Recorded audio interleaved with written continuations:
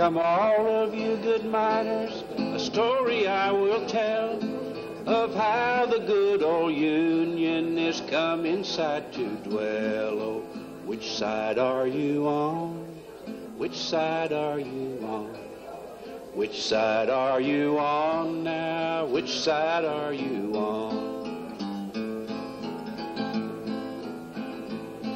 My daddy was a miner, and I'm a miner's son, and I'll stick with the Union till every battle's won. Oh, which side are you on? Which side are you on? Which side are you on? Which side are you on?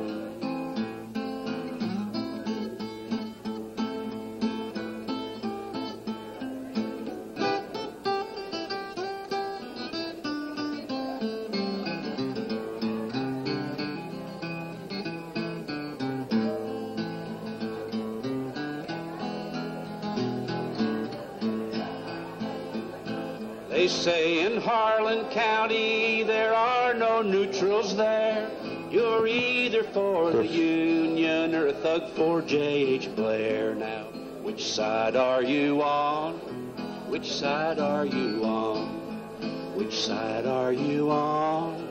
Which side are you on?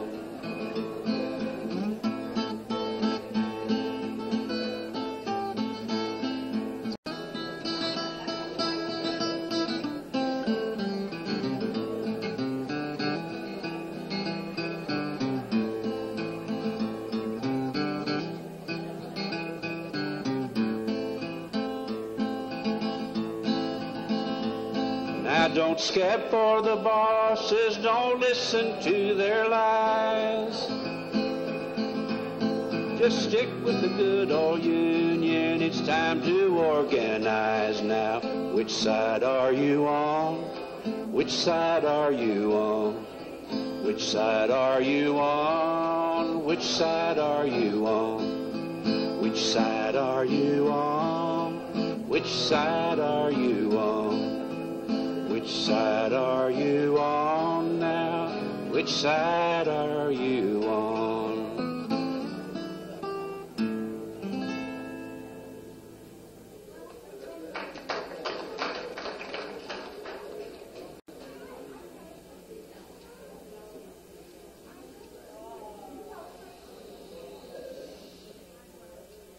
If everybody could sit down, we could start.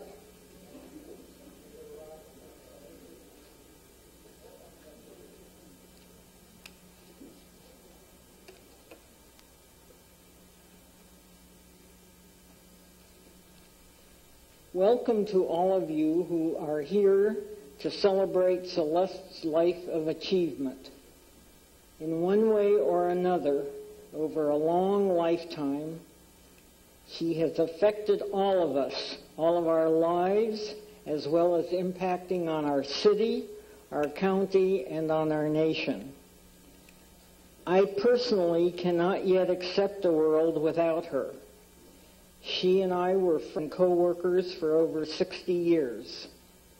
We worked together when we were students for peace, against fascism, for financial assistance for students through the federal aid, through the National Youth Administration, and for many students during the Depression, it was their only way to higher education. When the democratically elected government of Spain was attacked by Franco, assisted by the forces of Mussolini and Hitler, we motivated and mounted a very active support for the Spanish government. I also remember a major campaign by the American and California Youth Congress for the 18-year-old vote, a campaign that was won. We saw her often at various times and at various places in New York, in San Francisco, in Los Angeles. We shared cooking recipes as new brides learning new skills. We shared a co-op nursery school in City Terrace attended by our children. All of those were heady and important experiences. We learned from each other, we taught each other, we had fun together, loved and respected each other. In the 60s and the 70s, as we began our careers, new careers, we continued the central theme of our lives: how to make the world and our country a better place for children and families, how to end poverty, how to end injustice and prejudice, how to increase justice and equality for all. Celeste's area was social work, and mine was special education and child development. When Celeste began her work to develop the Los Angeles Roundtable for Children, and I was at the King Drew Medical Center developing community programs for children and helping to train pediatricians in child development, our activities came together once again. There was no strong voice for children during those bleak years, and it was her vision of bringing together the various sectors of the community that cared about kids and that over time made significant differences in our community. I was proud to be associated in that effort. Her leadership and skills were brilliant. How I admired her wisdom, her energy, and her tireless efforts. Those activities have already had an important impact for children. Celeste will be deeply missed by her colleagues, her friends, her husband of almost 60 years, her daughter, son-in-law, and her grandson, who of course was the apple of her eye. But her legacy lives on. What a very special woman she was.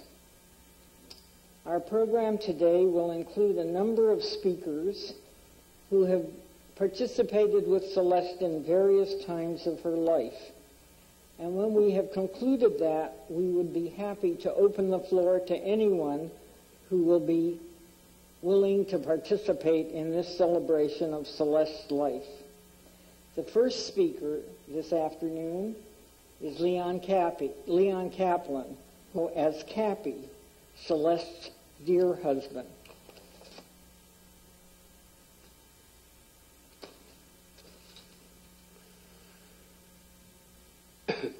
I cannot begin without remembering that on Tuesday, Celeste would have been 84 years old.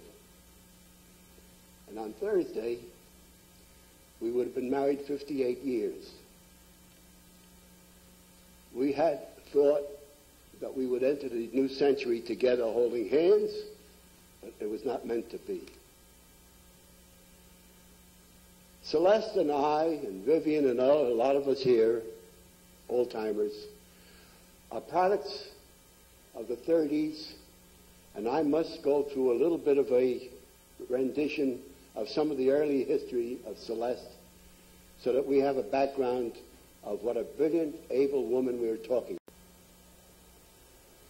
To begin with, I have a little note from a high school chum of hers who was a retired professor of history at the University of Michigan and who was a class president in the classes of 1930 and 31 at San Diego High School. And it reads as follows. I remember Celeste with special love and respect. As classmates at San Diego High School in 1930 and 31, we were very close, sharing activities on the student newspaper and in debating, theater, and student offices. When Celeste graduated, she also stood at the very top of her class in academic honors, while much admired by her peers for both her talent and her beauty. In subsequent years, Celeste and I followed separate paths while remaining in touch. As a mature adult, she fulfilled the promise of a youth with active intelligence and participation in important personal public undertakings. My wife, Margaret, was also a school classmate of Celeste.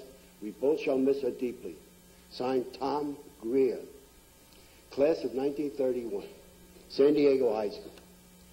And from San Diego High School, Celeste, with very brilliant beginnings, ended up at USC with a scholarship and with all the marks and all the credentials that were required. I will call your attention to some of the material which we have on display, and these are the years 1934 and around that period. We were both products of that period of a deep depression. And one of the reasons that motivated Celeste, I am positive, was the experience of her family, like other families, at the bottom of the Depression, family breakups, and she got into USC, and at a very, very early time, she became a part of a whole campus uproar which had developed the United States of America. And Celeste Strack became a known national figure on the campuses of America. There are very few college campuses that did not know the name Celeste Strack in the 1930s. Some additional material that would be very interesting. I have a letter here from her cousin, who was the daughter of her uncle, who happens at that time to have been the chief corporation counsel of Swift and Company in Chicago. And the memory of this child is really interesting. I have such fond memories of Celeste's visit to Chicago. I remember that she and my dad would stay up till all hours arguing politics. She was one of his favorites. And so on through the years, Celeste wrote, she fought, she became a leader of the American Student Union. She was one of its top officers. She wrote many articles on economics. She was a great believer in some of the tenets of Marxism. She reviewed many, many, many interesting issues that were developed during that period of time. I have here a couple of other letters just to give you the flavor of what we're talking about. This is a long, long lost cousin who didn't really know us too well, but did say, we always looked forward to your annual letters, and we admired your devotion to the worthy causes that you and Celeste championed. You and Celeste, quote, made a difference. She will be missed by many. And as another sample of commentary, we have here people who knew her in the early 34 period when activities were developing on the campus, and I want to read you one more. My memories of Celeste go back to New York University Medical School in the years 1936 to 1940. She was a welcome advisor to our social group that was out to change the U.S. healthcare system, if not the entire world. To summarize, I have great respect for Celeste on one other thing. The only person I know who stood toe-to-toe and face-to-face with Rufus von Kleinschmidt, an erstwhile president of USC in those years, and got kicked out of USC by Rufus von Kleinschmidt for activity on the campus, and not too long after that had a face-to-face discussion with Ernest Carroll Moore, the provost of UCLA, and was kicked out of UCLA. And that is a great honor that I don't think anyone has in the United States of America.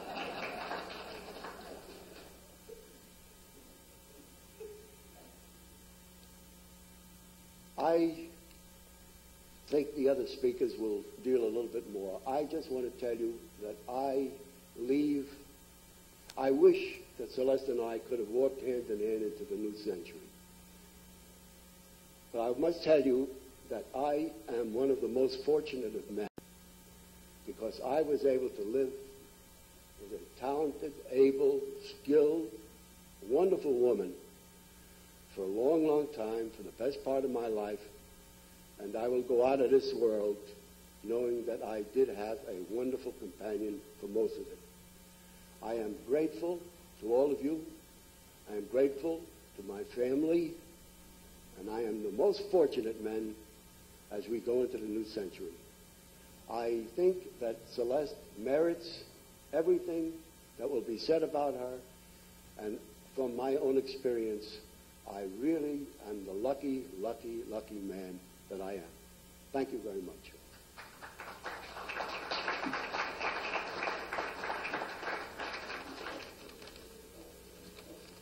Let me get this out of here.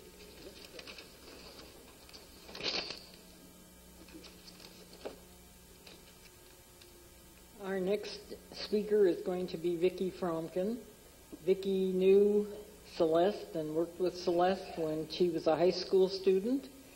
Vicki is the former vice chancellor at UCLA and chair of the graduate department, but has some memories of Celeste that go back before that.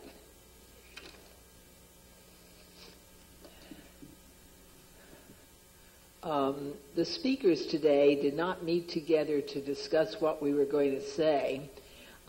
So one of the problems is that we're probably going to repeat a lot of what each has said, and you'll have to excuse us, I think. But so much of our memories and our feelings about Celeste overlap that I think it's almost impossible to avoid that.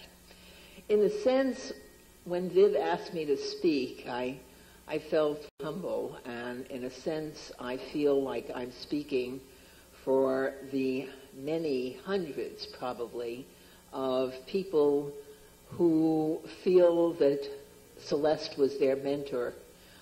Jimmy and Evie Logan were saying this to me just before, and I saw Bocce before, and there are so many of us who came out of the youth movement who knew Celeste. And some of the remarks I want to make today are the Celeste that I knew and worked with in the early years of her life, as well as the early years of mine. Is there a terrible echo here?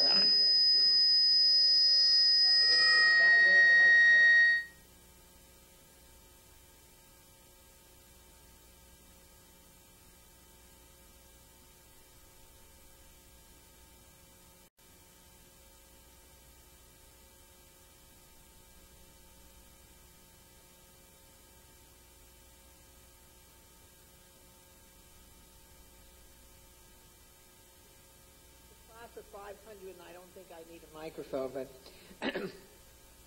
I can't remember when I first met Celeste. I mean, I can't remember the day. It was sometime in 1938 or 1939, during my early years as a radical youth in the American Student Union and the Young Communist League. Whenever that day was, I'm sure that Celeste was wearing a hat. She was the only one I ever knew, in the movement certainly, except perhaps for my mother, who always wore hats. And she looked so very proper, somehow didn't quite seem like my other comrades in the movement. She also used to wear gloves, and very often, if some of you remember, they were white gloves, always very white and very clean. Celeste looked and dressed often like the enemy which she faced. She was not a problem, she faced, which was not a problem for her because she felt that she had to be that kind of a person in fighting the enemy. Even before I met Celeste, I of course knew her name. As Kathy remarked, everybody knew her name. Who didn't? Certainly all of us on the left knew her reputation as a fiery, passionate, articulate, brilliant, formidable student leader. And those on the right knew her as a free, passionate, articulate, formidable, and to be feared youth leader. To understand Celeste, who she was, and how much she did for us and for our country, one has to remember what life was like in the United States during those turbulent years in the 1930s and 40s, the years that saw her rise as a spokesperson for all that was good and in opposition to all that was bad.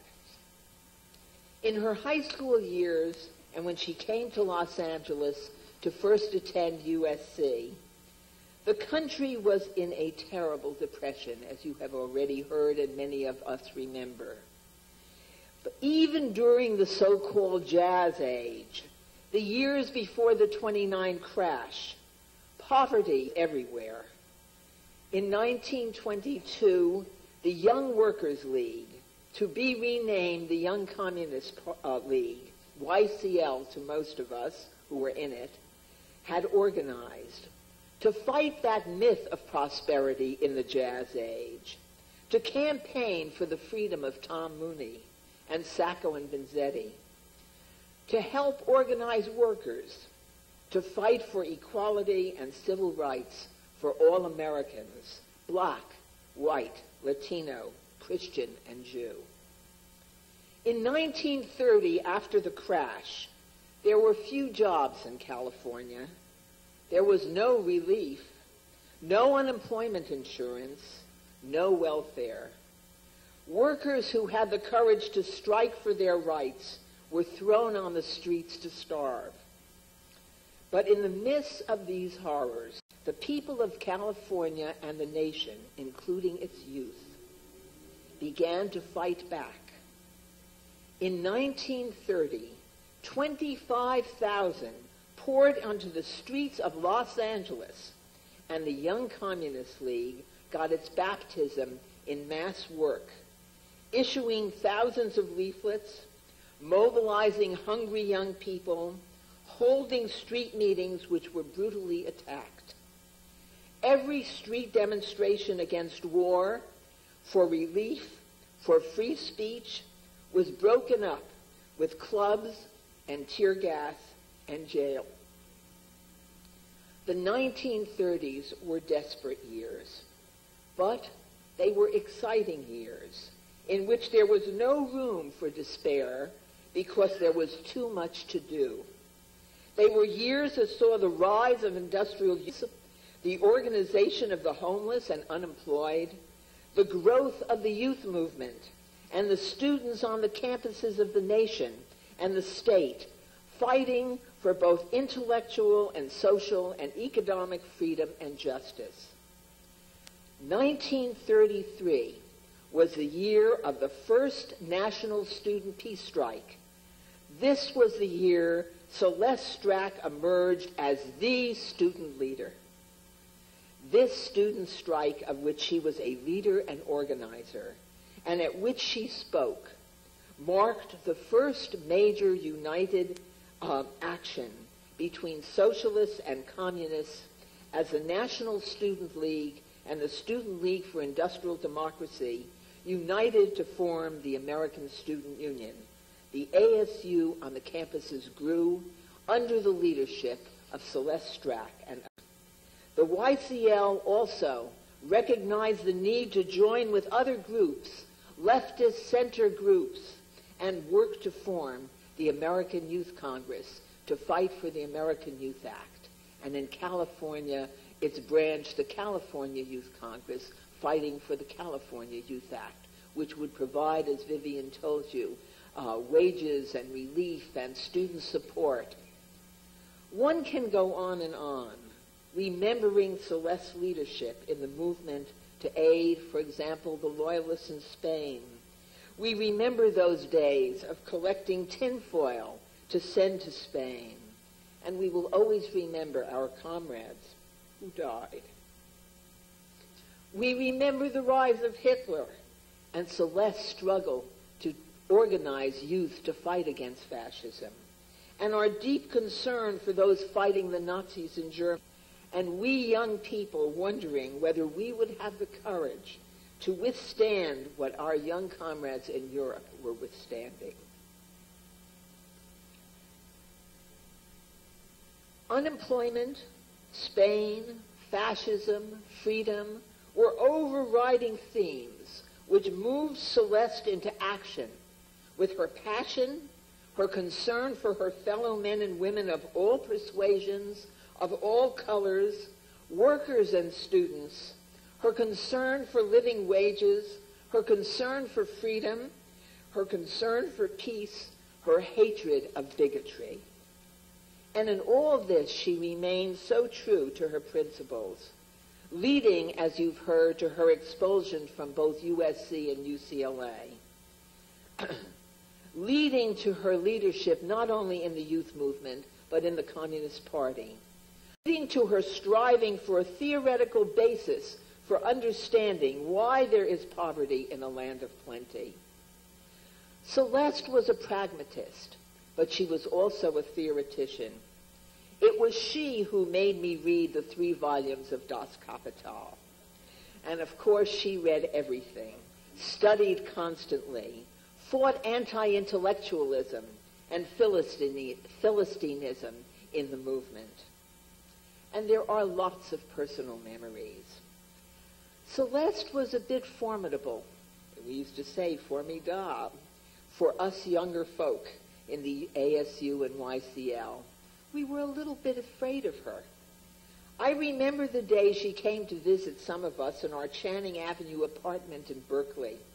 We had decorated our apartment, we thought magnificently, with empty wine bottles, most of which we hadn't drunk, lined up on the fireplace mantel. We felt very sophisticated. Celeste walked into the room and she said, "No, take them down.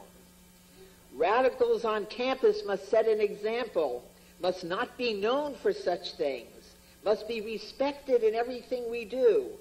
So, of course, we took them down. Celeste had spoken, and she was our leader.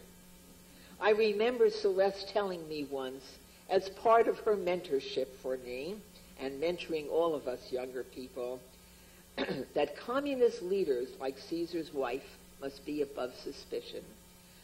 One could never say no to Celeste. I also remember the day when she called me to the office in San Francisco, I was in Berkeley at the time, telling me that I was to go to Sacramento to get the 18-year-old vote bill introduced. How am I supposed to do that? Figure it out, she said. But first, she said to me, go to Ransohoff's in San Francisco and get yourself a new suit and a pair of gloves. She also told me to get a hat, but there I stuck. I did not get it. You must make a good impression. Well, I had very little money, but my leader had spoken. So I went to Ransohoff's and I bought a brown gabardine suit, which was the most wonderful suit I ever owned, and brown gloves, which I wore when I went to Sacramento and walked into the state capitol and said, "Now what am I going to do?" And I went up to a page and I said, "I would like to see Assemblyman Rosenthal." And he did come out, much to my surprise, and we sat down and we had coffee, and Celeste's voice was speaking through me, I can assure you, because somehow I convinced him, and the bill for the 18-year-old vote was introduced. But my best and closest memories of Celeste was when we were fellow graduate students in economics at Berkeley. She was truly a mentor and a teacher. She was not much of a fellow student. She was a teacher. I remember her giving me all kinds of advice on economics, how to get through school, and personal advice. And I remember one thing which always amused me. There was a professor at Berkeley named Ira B. Cross, a professor of economics who taught money and banking. And I do remember, the only thing I ever remember from that class was you should never put more than $5,000 in one bank. So you can see how long ago that was. Well, I couldn't stand Ira B. Cross. He was impossible. But Celeste went always beyond personal feelings. She knew that Ira B. Cross had an important background in history and labor economics. And she began to work with him as his research assistant. And he was forever grateful to her for her research and her contributions, which Ira B. Cross noted in his book with a great acknowledgement to Celeste Strack. We did a number of articles together for the People's World. Well, I'm not sure they were together. She did most of them and all the really good stuff. Celeste's mind was like a rapier. She was brilliant. And though sometimes one didn't see it on the surface, besides that formidable exterior, she was terribly caring. She was terribly warm. She was very supportive. She was so important in my life and in so many lives. Celeste was always there for me, even after our time in the movement together. She, of course, went on to carry her feelings and beliefs, which never changed, into new areas of struggle for children. I think of Celeste when I think of some of the old songs we sang, like the one you heard before, and like the California Youth Congress song, to the tune of John Brown's Body, which went, and I'm not going to sing it, my friends will be very happy to know. Our eyes have seen starvation in the country of our birth. There is poverty, privation in the richest state of earth. But the rising generation rises now to prove its worth for freedom, jobs, and peace. Celeste was a leader of that rising generation and continued throughout her life to fight for freedom, jobs, and peace. That is the legacy Celeste Kaplan has left us, and we will miss you very much, Celeste.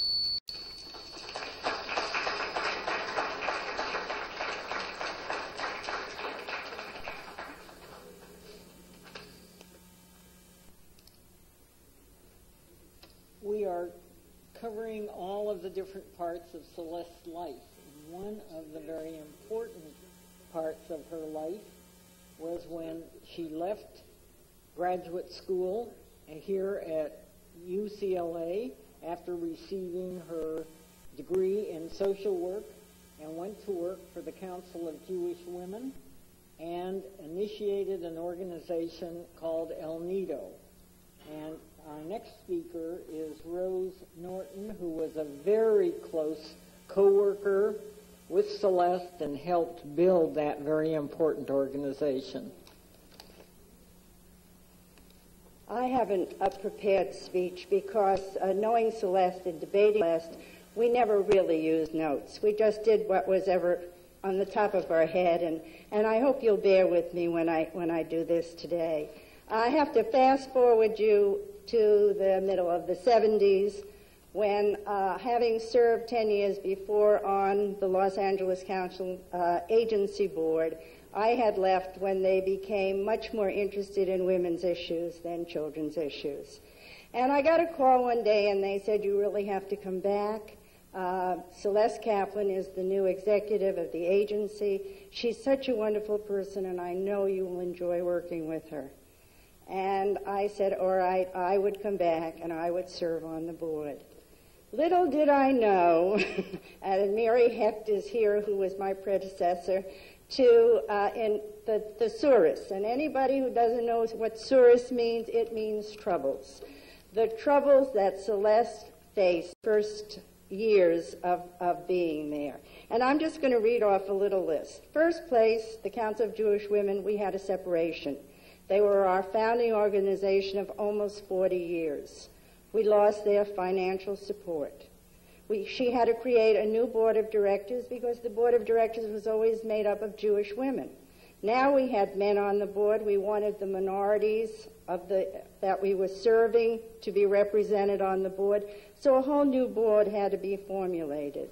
And then Proposition 13 came along. And we had to sit down and reprioritize all of our goals. And that was a very, very difficult time. Then we were asked to leave the Council of Jewish Women's building, so we had to find offices, and we had to relocate our offices. Then came the really tragic part for both Celeste and I, and that was when it closed the El Nido lodges. And I think Brian Cahill is here, and he will remember that there was a meeting in Oakland that Celeste and I attended, and we both had to announce that the lodges would be closed. Then we had to sell the property, which we wanted to keep in the public sector, and we were able to. We sold it to the Independent Living for the Elderly. Then we had to figure out a way to reinvest the money so it wouldn't be squandered and it would be there for the future of the agency. That's our tourist list. Now I want to tell you a few interesting little things that occurred during this. We maintained our own school when we had the El Nido Lodges, and that's because so many of our girls were truants. So we rented a storefront on Melrose Avenue from a Hungarian baker. And that was our school, and Los Angeles school system supplied the teacher. And it was time to renew the lease. Est and I sat down, and we were negotiating with him. And we had a firm price, and that firm price was there, and blah, blah, blah. And finally he turned to her and he said, "You seem like such a nice Jewish woman. I don't know who that other woman is over there." He said, but couldn't we reach some kind of an agreement? And Celeste pulled her proper self up and said, "I happen to be a WASP from San Diego. That's a Jewish lady from Beverly Hills. This is the price. Take it or leave it." And after that, we were known as the dynamic duo. We would play good guy, bad guy, but it was never pre-rehearsed. It just came with spontaneity.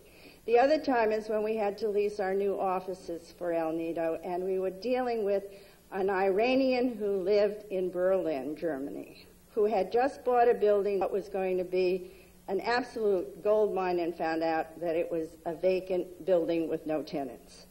And we were negotiating the price, and I said to Celeste, I want you to sit down and write out a check for the first month's rent and 2 months after that.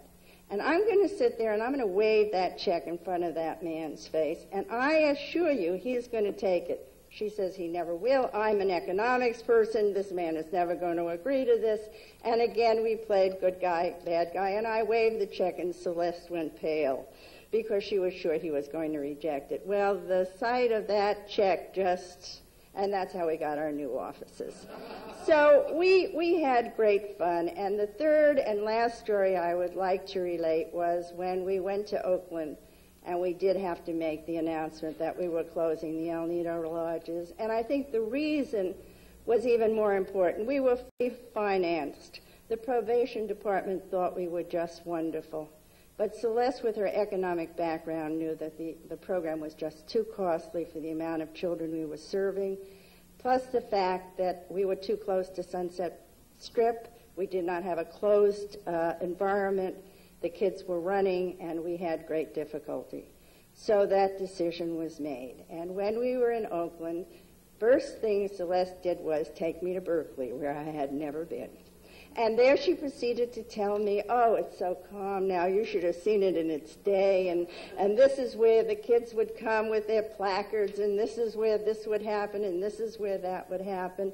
And she painted such a picture for me. I mean, I was really sorry I hadn't been there. And then she said, and tonight we're going to have dinner with my friend Decca. And I said, oh, that's very nice. Little did I know that Decca was Jessica Mitford. Now, I had read many stories about the infamous Mitford women, and to see her in person and to listen, and I'm a big talker, but that night I was very quiet because the two of them reminisced, and it was the most fascinating evening. So there are many memories in my life that I will always remember Celeste. And I want to just say, because Fritzy is going to follow me and go into more detail, but there are very few times when a volunteer works with a professional on the level that Celeste and I work together. There is always some sort of conflict, many times. And it was Celeste, and that's why I was so interested to hear in her youth how she not only led, but pushed a little bit. She never did that with me. Maybe she knew she couldn't get away with it. But I always did feel that we were on equal footing, that she represented the things that I could bring to the table, and she knew I had only the highest regard for her. Thank you very much.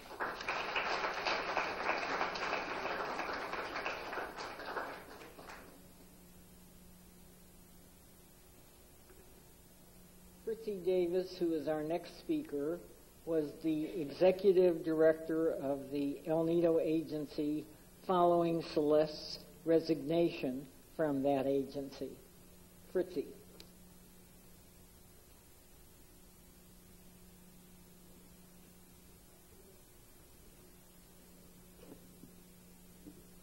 It's wonderful to hear many of these stories, and it reminds me that lunchtime at El Nido, we used to look forward to hear Celeste. We'd all go into the lunchroom and we brought our lunch, and she would tell stories from those early days and sit there with our mouths open. Celeste came to El Nido in 1964 with a newly conferred master's degree from the UCLA School of Social Welfare.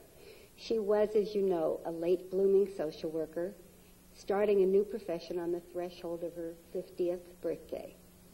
At El Nido, she blossomed into a fine social worker in the truest sense. She was a natural helper, shaped by her political beliefs and her compassion, and motivated by an idealism that was tempered with reality. She struggled some with the clinical work. She once told me that she came to social work feeling very comfortable talking in front of thousands of people, but sitting in a room with one other person was very different, and she had to work hard to overcome that, and she certainly did master it. Within a few years, she was a supervisor, and my first supervisor when I came from graduate school to El Nido. She went on to serve as executive director until she retired in 1983. So she dedicated almost 19 years of her life to El Nido and its constituencies. And in her own words, she found those years to be, quote, highly rewarding, frequently difficult, and often exciting. She was enormously grateful for the opportunity to use all of herself, all her professional training in economics, as well as clinical social work, and all her life experience on behalf of children and their families. Celeste's unique and creative ideas were recognized and applauded by the social work profession throughout California and elsewhere. She received social work's highest honor, the Koshland Award, for her accomplishments as a social work administrator. The philosophy which still exists at El Nido was shaped by her recognition that certain communities were underserved and that services might be more effective if they were provided in non-traditional locations using a combination of traditional social work methods and non-traditional methods. She made the hiring of skilled minority staff a priority in order to better serve minority communities. She pioneered an alliance with inner-city churches, and I imagine you'll hear more about that from Helen Maxwell, who follows me, and the USC School of Social Work that was the forerunner of the extensive programs El Nido now provides in South Central Los Angeles and throughout Los Angeles. She also pioneered a program of group counseling in the public schools, and this was at a time when outside agencies were really not permitted to work in the schools. In collaboration with some school people, she developed a program where the El Nido representative worked collaboratively with the school person and provided the services and got around that restriction. The program was so successful that it was expanded to many schools and school districts, and today many nonprofit organizations provide school-based services, and I believe that was all as a direct result of her innovations. Personally, for me, Celeste was my mentor, and I considered her my professional mother. She was wise, demanding, and she was a perfectionist. She was also warm and supportive and a wonderful teacher. To those of us who worked under her direction, she was a charismatic leader, and if Celeste believed that you knew you could. She valued the input of her staff because she believed that they were close to the pulse of the community. As you know, she was a bundle of energy, and we remember her in constant motion, both mentally and physically, always upbeat, encouraging, and excited about the next challenge. She left us a wonderful legacy, and those of us who had the good fortune to be influenced by her were privileged. In closing, I'd like to quote again from Celeste's own words as she said goodbye to El Nido and set out to begin her work with the Children's Roundtable. She said, "I am heading toward a new goal. We who care for children and their families face a hard struggle." Some things never change, right? First, to preserve the gains that were made over the last 50 years, then to respond to emerging needs in the years ahead. We will succeed if we build a new broad constituency to speak and act on behalf of our own children.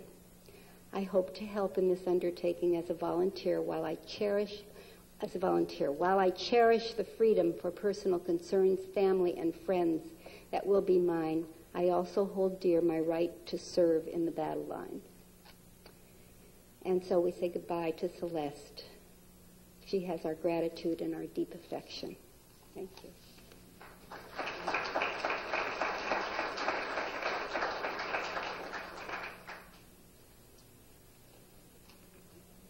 Our next speaker is Helen Maxwell, who was a social worker hired by Celeste and who worked in El Nido and has since gone on to do all kinds of additional things on behalf of children. Helen.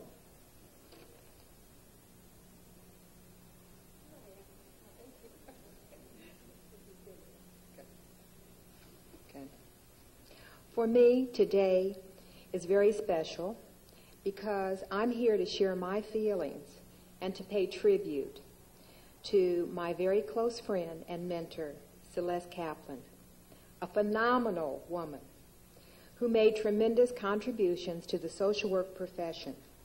She made so many contributions in the area of community-based outreach services to underserved and underserved children and families in Los Angeles County that her name has really now become an icon. Her work will long be remembered for generation to come, both by clients and by workers alike who have benefited tremendously from her efforts. Celeste and I shared many, many, many wonderful years of working together. She was my second-year field instructor who also attended UCLA School of Social Welfare, and my supervisor when I joined the agency as a caseworker. At that time, the agency was known as the Council of Jewish Women, and I have known Celeste for well over 25 years. What a wonderful teacher, supervisor, mentor, and role model she was. Always there with an open mind, an open heart, and arms there to provide encouragement, support, inspiration, and all sorts of opportunities for professional growth and development. I really feel in some ways I'm her product. I shall always remember and value Celeste for her acceptance of people regardless of their race, color, religion, or social class. Celeste's commitment to tearing down walls and barriers that set people apart was one of her personal and professional crusades. This truly put Celeste in a class of her own. As executive director of El Nido, she not only strived for a culturally competent staff, but some of you that have worked in this arena know Celeste actually achieved it. She was a courageous risk taker and trailblazer. She was among, if not the first, executive to bring and have professional social workers in neighborhood outpost offices, in community centers, churches, and schools. Under this very capable and extraordinary executive, a number of innovative programs that have served as models for what is the very, very best in community-based practice was developed in the 70s and 80s. Some of these programs were, as Fritzie mentioned, the school group counseling program, child abuse prevention, which really is family preservation as we know it today. Celeste knew about it in the 70s. Okay. Intercity church sites counseling program, which is also a program Celeste developed that is coming into the forefront today. And family life, parent education programs. One program that comes to mind that I think really illustrates her energy and her commitment was the teen parenting program. While working in Watts in the Jordan Housing Project, a huge need for a teen parent program for adolescent girls was identified. I met with Celeste on a Friday afternoon, very late, and presented the needs to her and told her about possible concept for a program. Well, would you believe, Monday morning, we were submitting a full proposal to the California Youth Authority for funding. In a very short time frame, this program was up and running. That's just one example of the kind of rare and exceptional woman Celeste was. All of these trend-setting, stellar programs that are community-based that Celeste put into place while she was executive director have really withstood the test of time and are still in place today, improving the lives of thousands and thousands of children and families in Los Angeles County. This is a real testimony to her genius, to her commitment to working with families and children to make the world a better place than she found it, and her professional social work skills. Up there, wherever Celeste is, I just bet and I just know that there's very exciting social changes taking place. Right? I know they are. Okay. And you know who's making those things happen. Okay. There's a poem that I would really like to leave you with that is very reminiscent of Celeste and her life. And it goes like this. Special people touch our lives in everything they do and leave us changed long after they have gone. The gift they give us can become a part of who we are, a legacy of beauty that lives on. Celeste lived a beautiful, meaningful life, and she will live in our hearts forever. She has profoundly touched me, and we are all much richer for having known her. I want to especially thank Kathy, Victor, Annie, and Alexandria for sharing her with us. Thank you very much.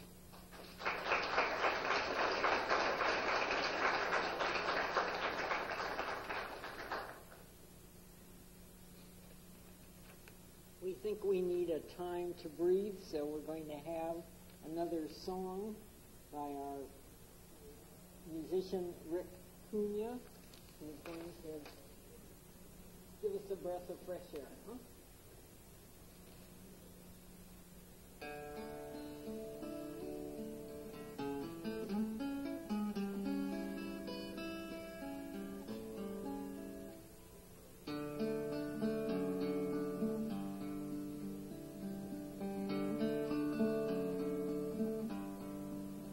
The river's wide, I can't cross o'er, nor have I wings on which to fly. Give me a bow that can carry two, and we will love and I.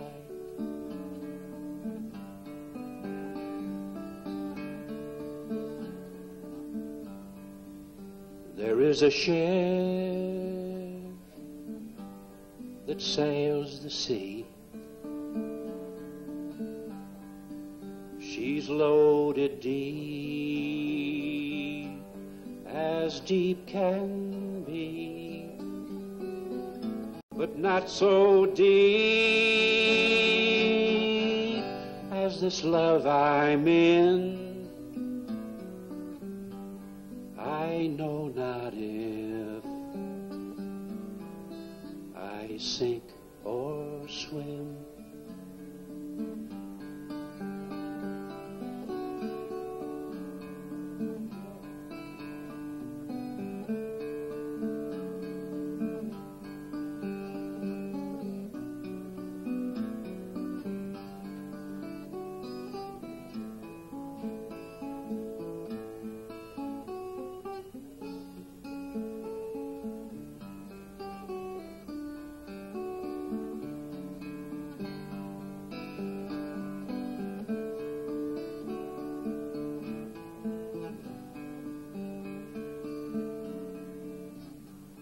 I lean my back against an oak, thinking it a sturdy tree. But first it bent, and then it broke, just like my love proved false to me. Now love is handsome and love is fine, and love is grand when love is new. But love grows cold as love grows old and fades away like the morning dew.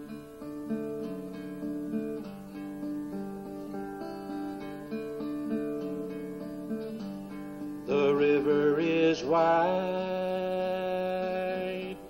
I can't cross o'er, nor have I wings on which to fly. Give me a boat that can carry two, and we will row, my love and I.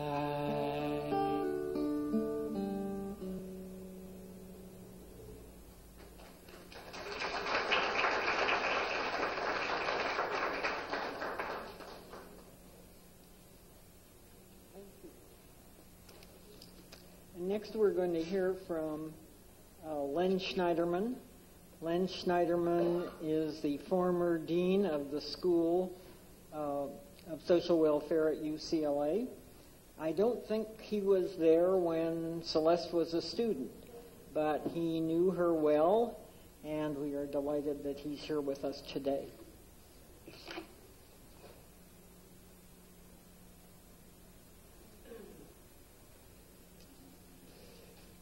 Thank you, Vivian. Listening to the comments about Celeste and trying to hold a visual image in my mind about who we were talking about, I was struck by the picture on the memorial that was prepared for her, and that's really the Celeste I knew. Many of you have known her at an earlier age, and I'm sure in a different way, but that's my Celeste, in a sense.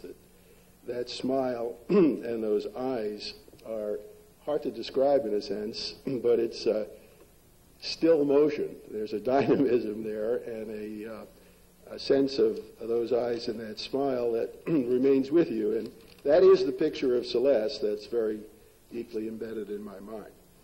Now, it's difficult to think about my time with Celeste, actually, without smiling. And I should say that this is not because she always made me feel good or comfortable. And that was never her purpose, really.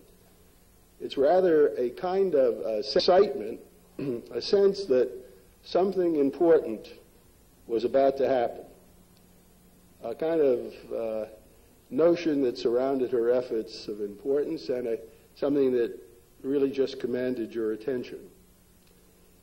It didn't take very long after my arrival at UCLA in 1983 as the Dean of the School of Social Welfare to become aware of this extraordinarily bright, intensely energetic, charming, or perhaps disarming, as the word, woman who seemed to have a crystal clear idea about what the well-being of families and children required, a point of view uncontaminated, I might add, by any doubt whatsoever. Nor was her view of the responsibility of the social work profession and of the university to nurture that well-being.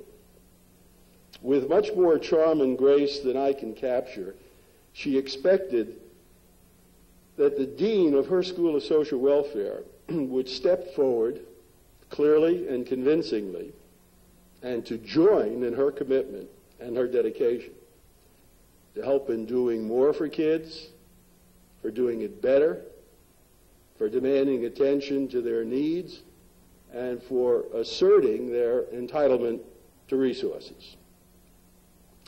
I admired her greatly.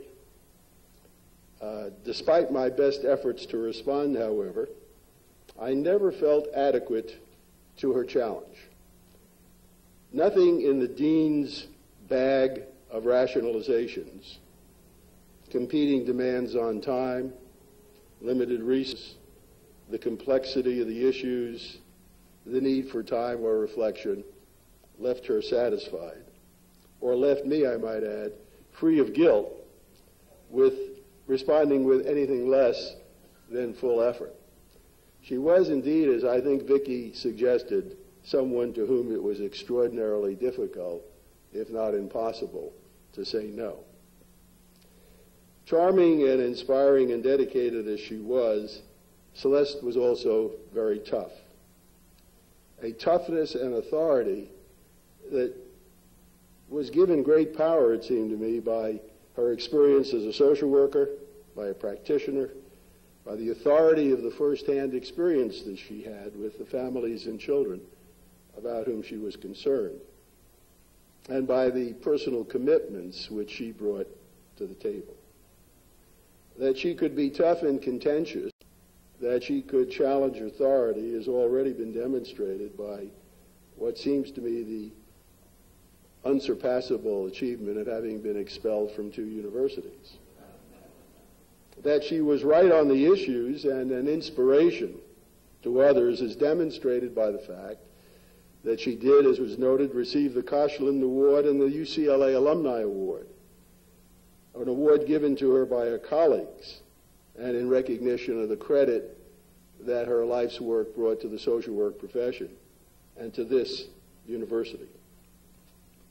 Between expulsion and recognition, she did much more, it seems to me, to change the world around her than was ever done in compromising her basic commitments. For the rare and the precious gift which her life was to this community, I join with all of you in expressing gratitude. The agenda for protection of neglected, abused, impoverished children is as vital today as it ever was. And her life, it seems to me, is a legacy to all of us of the continuing importance of that agenda. Thank you.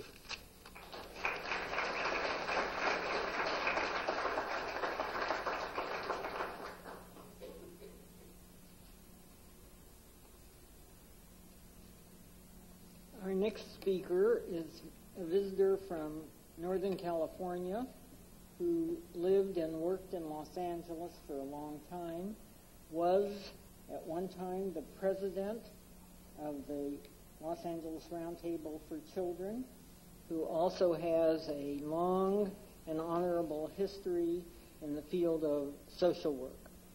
Brian Cahill.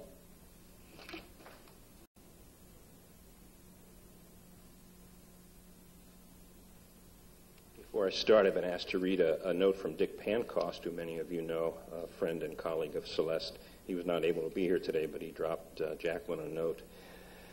Thank you for sending me the notice of the celebration of Celeste's life and accomplishments. Unfortunately, I will be in San Francisco all that week. Therefore, I will be unable to attend this celebration for Celeste. She was a remarkable woman. I was honored when she invited me to be a founding member of the Los Angeles Roundtable for Children. At the time, I was the executive director of Children's Home Society. I believe it was Celeste's commitment and tenacity which gave rise to the Children's Services Task Force and ultimately to the establishment of the Department of Children's Services in Los Angeles. She also provided the strong and invaluable leadership and focus in the early days of the Roundtable, and it was one of the great privileges of my life to have had the opportunity to work with her. That's from Richard Pancost. There's been so much said already, I'm going to not have too much to say, but I would not have missed coming here for the world. I think of her and I'm overwhelmed with respect and affection and gratitude. I knew Celeste, Rose referenced it, from the 1970s when I worked for the California Association of Services for Children, and Celeste was at El Nido. And then I came to Los Angeles in 1984. I think I was here about 3 days before she started roping me into different policy and advocacy issues. And as you know, she started the Roundtable at the request of the folks at USC and with Vivian and June Brown and so many others. She truly got something very special and very important going in this community for vulnerable children and their families. And I realized, and I was struck by it today, humbling it is for those of us who worked with her in that career. We worked for kids, but we never took any real serious risks. We never took any physical risk. We never got kicked out of any universities. I remember one night, I don't know if Vivian remembers it, but we were socializing with Celeste and Cappy and Vivian and her husband and a number of their contemporaries who started telling just incredible stories. I remember one gentleman talking about organizing the meat cutters in Chicago in the 1930s and literally getting his head kicked in on a regular basis. And I thought, we're really a bunch of wimps doing all this child advocacy stuff. But in any event, she was the Roundtable leader. She convened so many different folks who came together, worked together, and felt comfortable. She forced the beginnings of some public and private collaboration in Los Angeles. She created an environment. You really wanted to leave your enlightened self-interest agenda outside the room and try to just come in and work on the issues around vulnerable children. And I think above all, she understood, as real serious advocates do and economists do, you have to follow the money and you have to get the data. And that led to the wonderful work that Jacqueline and others did, those studies looking at how many billions of dollars were spent on children in this county with no rhyme or reason or planning. I think when I left, it was $8 billion, and Sharon tells me it's about $12 billion now. And today, there is rhyme and reason and planning because of the Planning Council and the good work that Sharon and Jacqueline and others are doing. But that came about because of what this woman did. That came about because of what Celeste Kaplan did. I want to talk about something that for me really captures this woman is. When I left in 1992, I went to San Francisco to run the Department of Social Services, and we stayed close. We would talk on a regular basis. And after a few years, I was going through some personal changes, painful changes. My dad had died, and my marriage was coming to an end, and we just had an election, and I was pretty sure I wasn't going to survive the change in administration, and I have to give up this job I would love. Well, Celeste would call me, and we'd talk.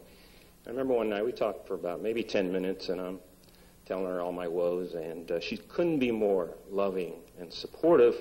But after about 10 minutes, she says, "Now, Brian, I know you're in a lot of pain, but I want to know how you're going to administer welfare reform in San Francisco over the next few months, and I want to know how you're going to make sure these moms and these kids are not hurting." And I remember thinking, "Woman, I love you, but I don't want to talk about that stuff now. I want to talk about my problems." And from that point on, we would have our call, and I'd get about 10 minutes to cry on her shoulder, and then we'd about policy for 45 minutes. And for me, that was this lovely, amazing woman.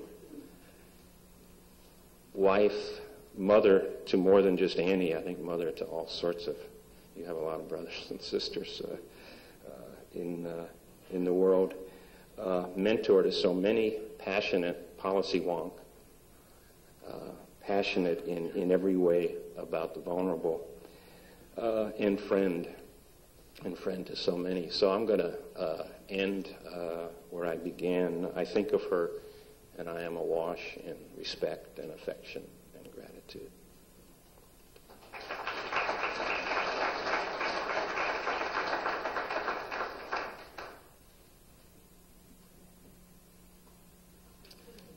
Our next speaker is Olivia Mitchell, who is a current co-worker of mine. She is the Assistant Executive Director of the Los Angeles City Commission on Children, Youth, and Their Families. But she worked with Celeste in the United Way, where they really tried to make, and I think did make, some very fundamental changes. And so it's with great pleasure that I introduce you to Olivia Mitchell.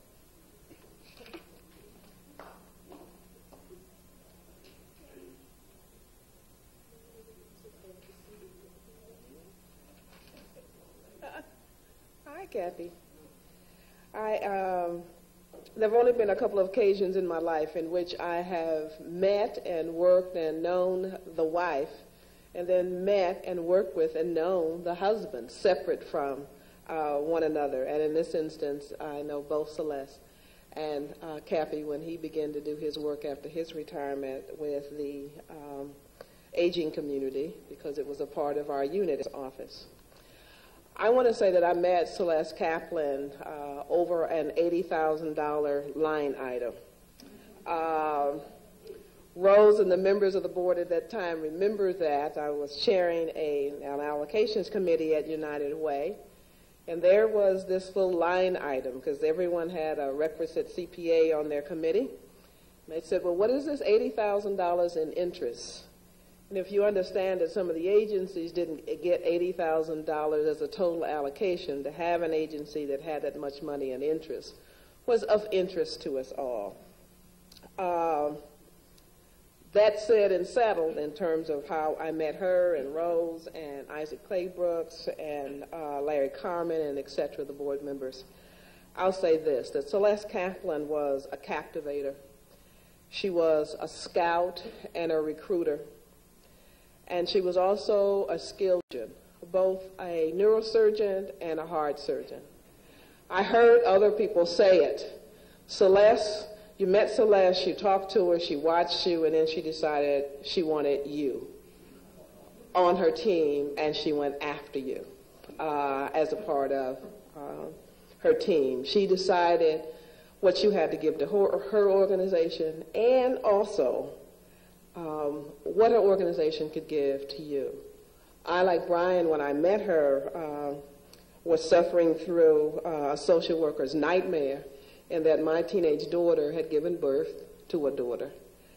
And you go through, how can you help so many people's children, and you lose your own on the way. And it's hard to do, but of course Celeste goes, I'm looking at Mr. Bomser, this is one of my dads right here, all the way from high school. Did you give up? Did you do it wrong? Have you missed the message? All of those kinds of things. But Celeste was going, you know, I think you ought to be on the board of El Nido, and as soon as your term as our allocations chair ends, you need to come onto our board. And through Celeste, I learned more about United Way. Of course, I learned everything about El Nido. And of course, I was there when the round table was born, bringing together, as others have said, city people. I was in the mayor's office then, county people, academics, practitioners, people from the private sector. That's not when I met Jan Kern, but she served as Jan King. But she was the president of the Junior League, and trying to bring a gang social worker and a junior leaguer together was really quite interesting. But I developed a great deal of respect for the Junior League out of that experience. Celeste taught me how to be a good board member on El Nido. What were you supposed to do and how were you supposed to do it? That you were supposed to be totally knowledgeable of the finances and the programs and the clients and the staff. What you're supposed to do as a board, how it should operate. She made sure that we were educated. And she also taught me through El Nido and its board how a social services agency is actually supposed to operate. I spent most of my professional career in government services trying to run a social services program in the middle of a bureaucracy. And Celeste was one of the people who helped me do that. She counseled me on both a personal and a professional level. She taught me that you needed to be diligent, you needed to be creative, you needed to be responsive and flexible, and the kinds of programs that El Nido did that operate in the communities that I care about and with the people that I care about have put me in touch with a lot of really good people. I came in with Ernestine Myers and Liz Herrera, and I remember Liz coming right out of social work school, and now she's a key player at El Nido and a mother and et cetera, which helps me to remember that I'm getting older. I think the things that are important about Celeste is that she taught you standards, and they're very difficult standards to uphold personally and professionally, to challenge ourselves, to be able to look in the mirror and say that I've done the best, I know what I'm supposed to do, and to take that forward. That's her task. I said, Celeste, I can't make it to the roundtable meetings, and Bob, she said, it's okay. What you're supposed to do is you're supposed to help the next person coming up and teach them to help the other.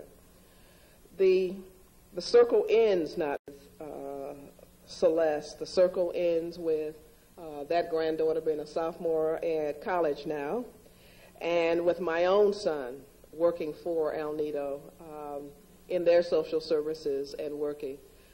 Thinking in terms of going into social services himself after a long trip through a lot of other services. So Celeste has affected my life from the middle to the end, and I'm pleased to be here to say something on her behalf to her family and to all of her and our friends. Thank you.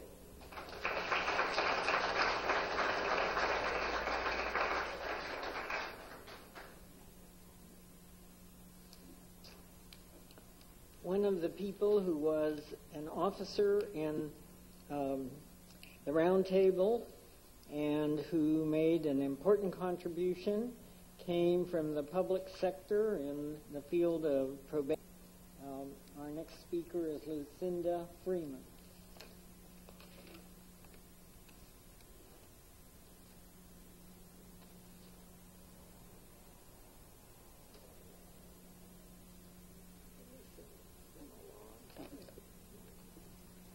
I am honored to be here, and I am from the public sector, but it was from the Sheriff Department. I am a retired member of Los Angeles County Sheriff Department, and as so many speakers have said, I was a recipient of some of the many talents and skills that Celeste possessed, and she selected me to be on her team. As Olivia said, once she decided that you had something of value or some contribution to make, she went after you.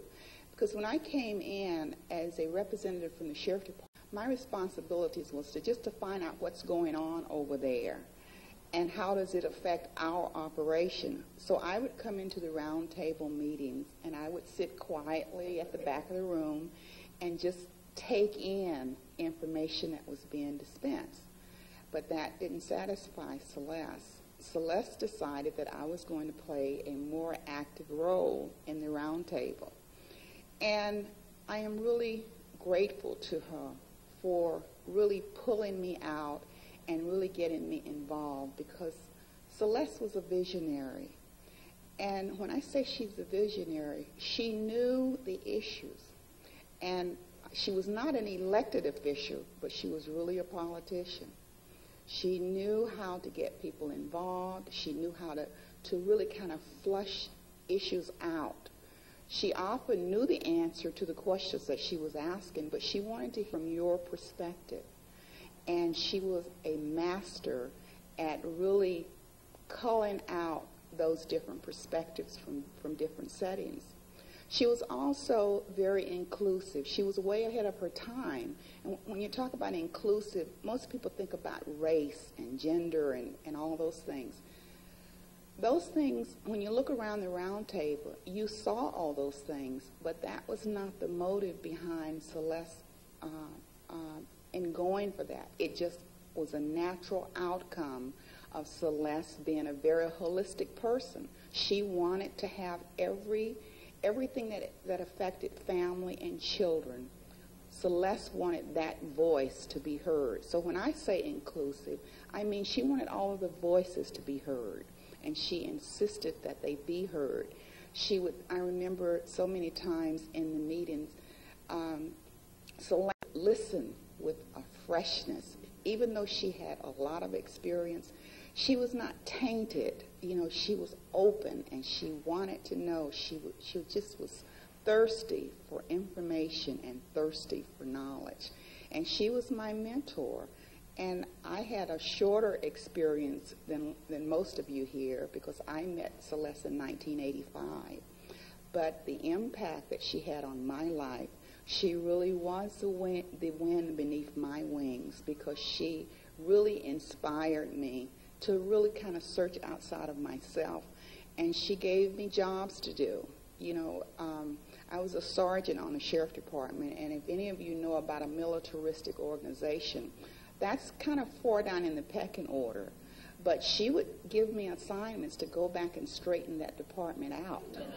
And I did it. I got answers that she wanted me to have, and I brought back the information that she had requested that I brought back. And I really want to say to her family, thank you for sharing her with us. And her grandson, I remember, during the pregnancy and the birth, your grandmother was very, very proud of you.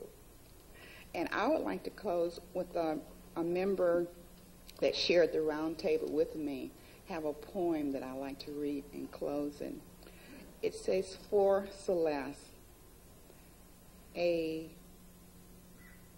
poem honoring the many blessings she brought into my life. And it's called Firelights. Firelights, ignited with kindling, passionate thought. The watch, rebellious injustice, logs of truth, some stripped of their bark, others burdened by layers of distortion, riddled with intrusive knots of parasite and homelessness. Firelight, rekindled again and again, casting shadows, erasing darkness, lending warmth and direction to seekers and friends, sustaining passion, encouraging rebellion, demanding justice. Firelights, we gather new logs as we weep. And that's from Jean McIntosh. Thank you very much.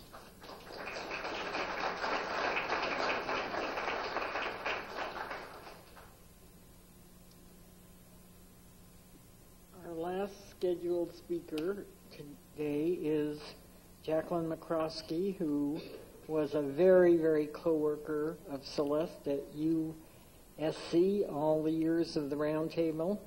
Jacqueline is a professor of social work in the School of Social Work, and she, although the last scheduled speaker, we do want to say that anybody that wants to speak after Jacqueline, we really would welcome you.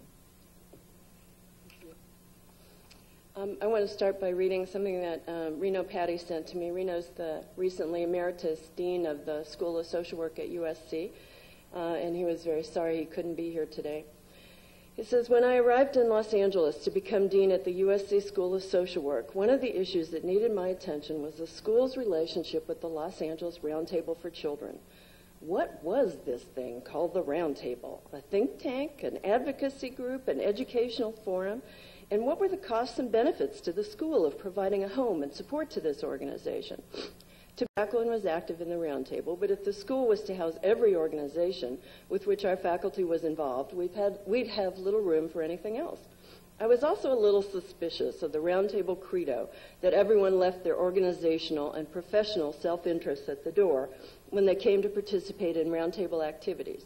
Nothing in my experience said that could work. All these concerns were put to rest when I met and began to work with Celeste Kaplan.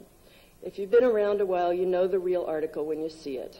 Celeste not only had one of the brightest policy minds I had run into, she had the capacity to make you believe that whatever was good for children could happen if there was goodwill and intelligent discourse among caring people.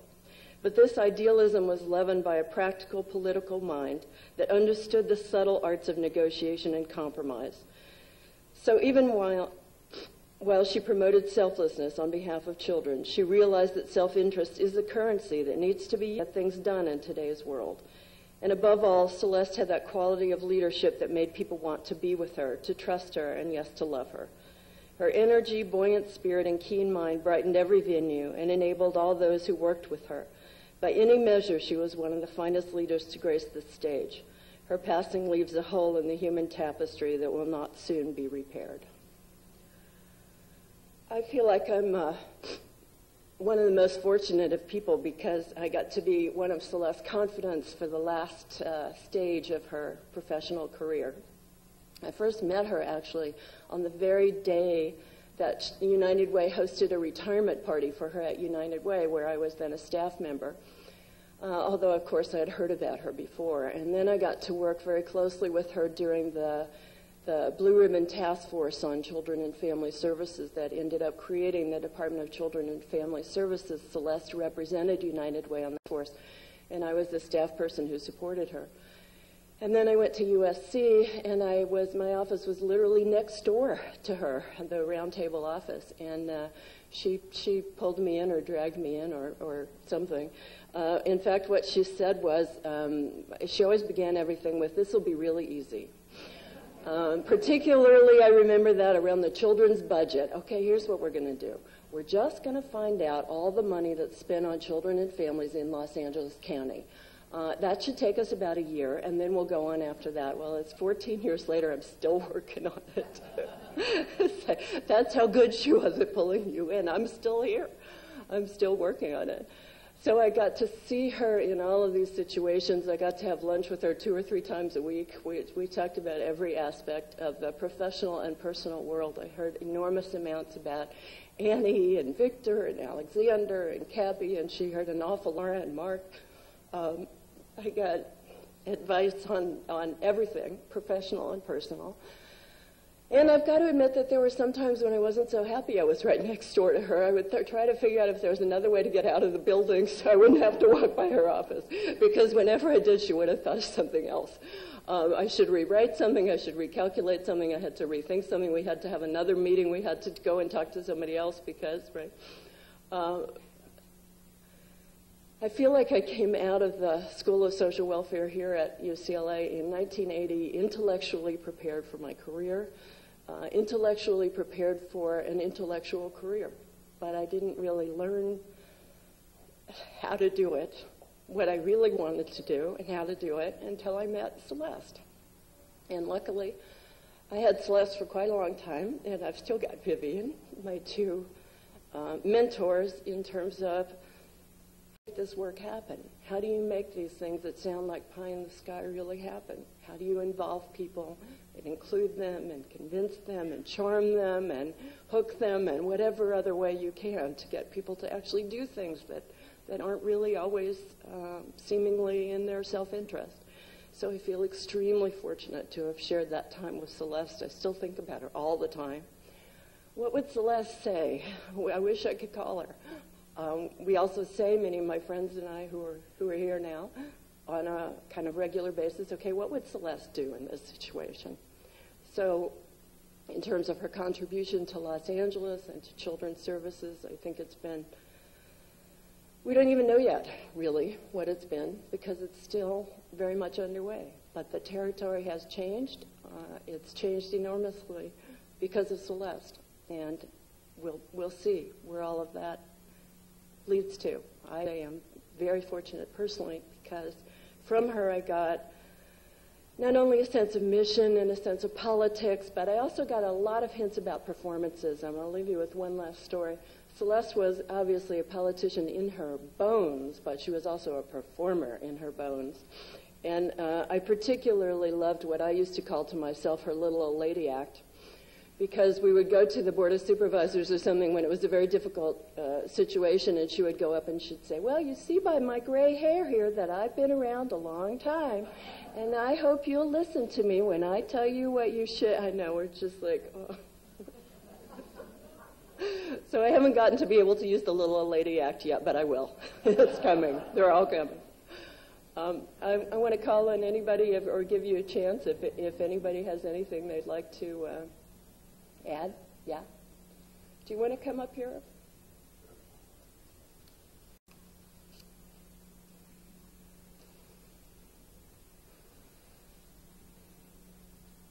Emma Berkovitz, a psychiatrist. I was not Celeste's therapist. I'm not sure she ever had one.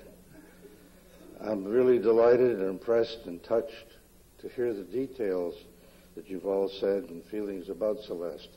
I feel I was a peripheral part of Celeste's life. It's hard for me to remember when we first met. It must have been in the 60s, late 60s, early 70s, when she was transitioning from Council of Jewish Women to El Nido. And I was then senior psychiatric consultant for schools in the County Department of Mental Health. And as Lynn Schneiderman said, I felt that Celeste was putting a charge on me, which didn't really get fully realized. But at least at that time, I was putting together a book called When Schools Care, and I'd heard of Celeste's program of grouping. And we worked together on her putting together a chapter about that group counseling and evaluation, which I still refer to in my work in schools now almost 30 years later.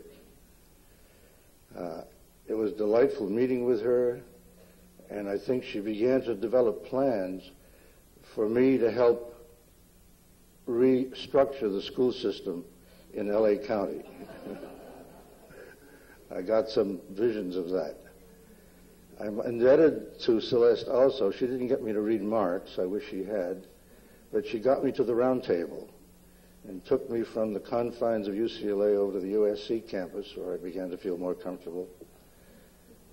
And I began to see all of these dedicated, knowledgeable people working for the cause of children.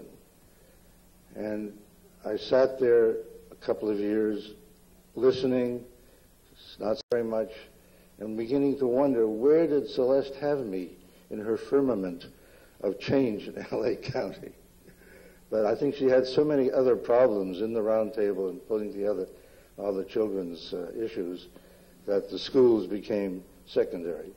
I just came from Dallas 3 hours ago to be here at this meeting, and I think Celeste would have been proud of some of the things that were discussed in Dallas.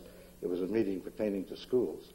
But nowadays, around the country, there are 1,100 school-based clinics, which I think is a realization, I'm sure, of what Celeste might have wanted and of what she was doing with El Nido and some of that early work in the 60s and 70s.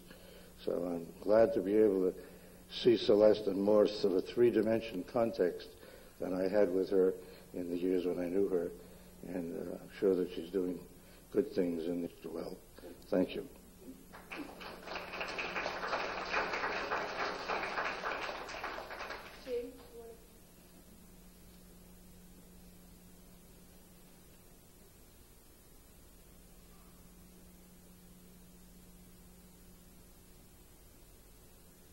With all due respect to Lucinda, I do come from probation. My name is Jane Martin, and I want to, first of all, and most importantly, speak to the reality that when Celeste did everything that she does in the child care community and in the round table, she always remembered that probation kids and probation families are also part of that population that we serve, but frequently they somehow lose out. They don't always look like the abused, the abandoned, and the neglected, although in their lives, all of us who have been around long enough know that that's exactly the truth. That is their life, as well as it is the lives of all of those that we traditionally see and talk about in that community. And I wanted to tell you that when Celeste and I first met, and I can't give you all the specifics, but I can tell you the approximates, toward the end of, or early part of the 70s, when she was at El Nido as a social worker, and I was truly learning myself how to be a placement officer. And at that time, I was placing youngsters, and I was doing a pre-placement interview. In those days, we had the luxury of doing a pre-placement interview. And there was Celeste orchestrating this incredible discussion and dialogue.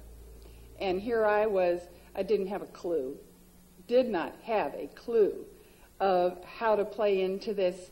I kind of sort of knew what I was supposed to be doing, but clearly watching Celeste, I was learning in the process and didn't have an idea about everything that we've talked about and shared about here, or that I learned about Celeste much later.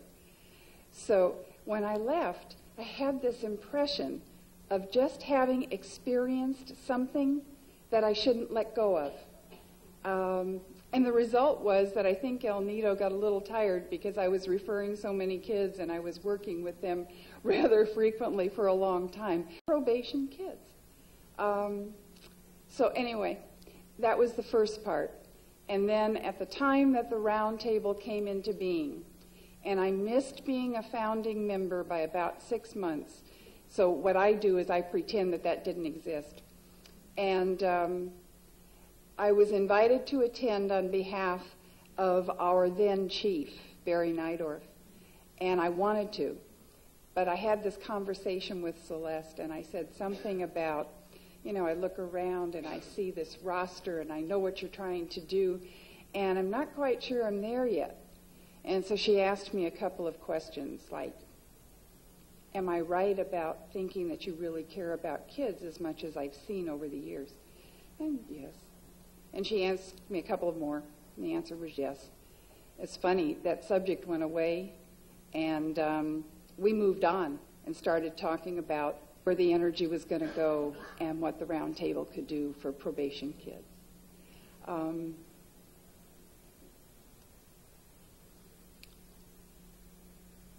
I love her, and I care deeply that she has been able to give to all of us. And I am so very fortunate that I was one of those. Thank you.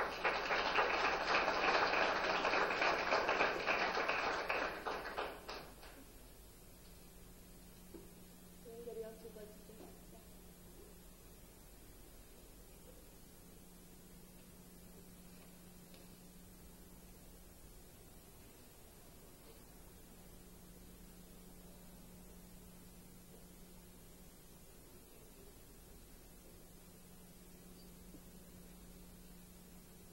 My name is Frances Quinn, and I first got to know Celeste when I went to Bancroft Junior High School as girls' vice principal.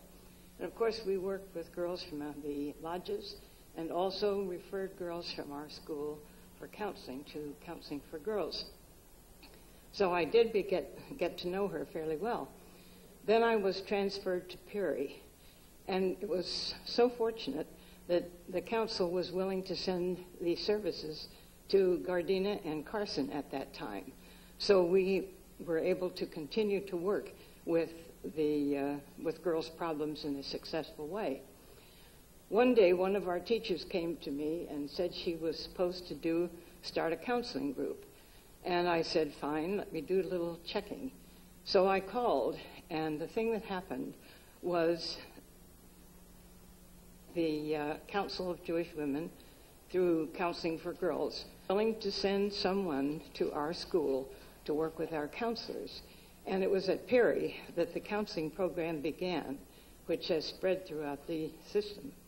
It was very, very effective. We saw changes in kids that we wanted to see, and here it was happening. It was my privilege to get to know Celeste not only professionally but also personally. We have been in each other's homes. I have certainly benefited from the contacts that I had with her. And if I were to ask right now, for all of you who are influenced positively by Celeste to stand, everyone in this room would stand. I'm not going to ask you to do that, but I am going to say, Celeste, we salute you.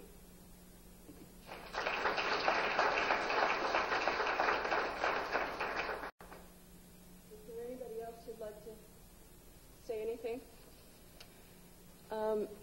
Then I would like to ask my wonderful brother-in-law, Rick Kuna, to do one more song.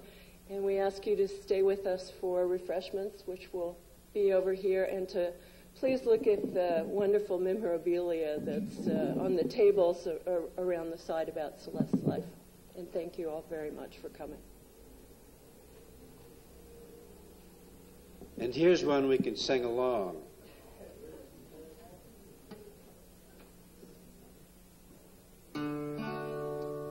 I saw Adam leave the garden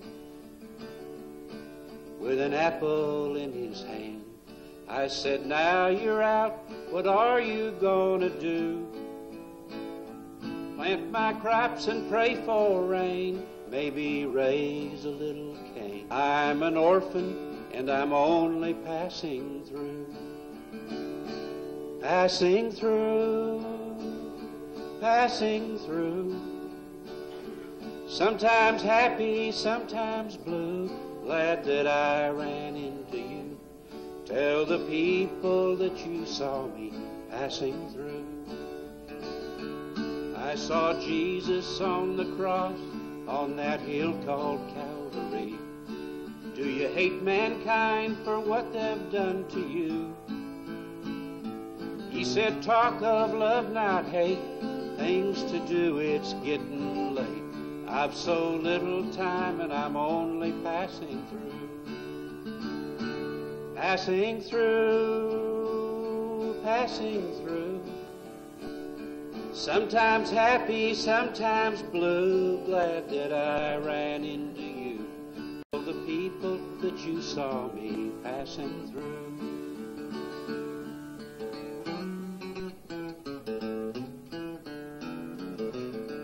I was at Franklin Roosevelt's side on the night before he died. He said one world must come out of World War II. Yankee, Russian, black or tan, Lord, a man is just a man. We're all brothers and we're only passing through. Passing through, passing through. Sometimes happy, sometimes blue. Glad that I ran into you. Tell the people that you saw me passing through. Passing through, passing through. Sometimes happy, sometimes blue. Glad that I ran into you. Tell the people that you saw me passing through.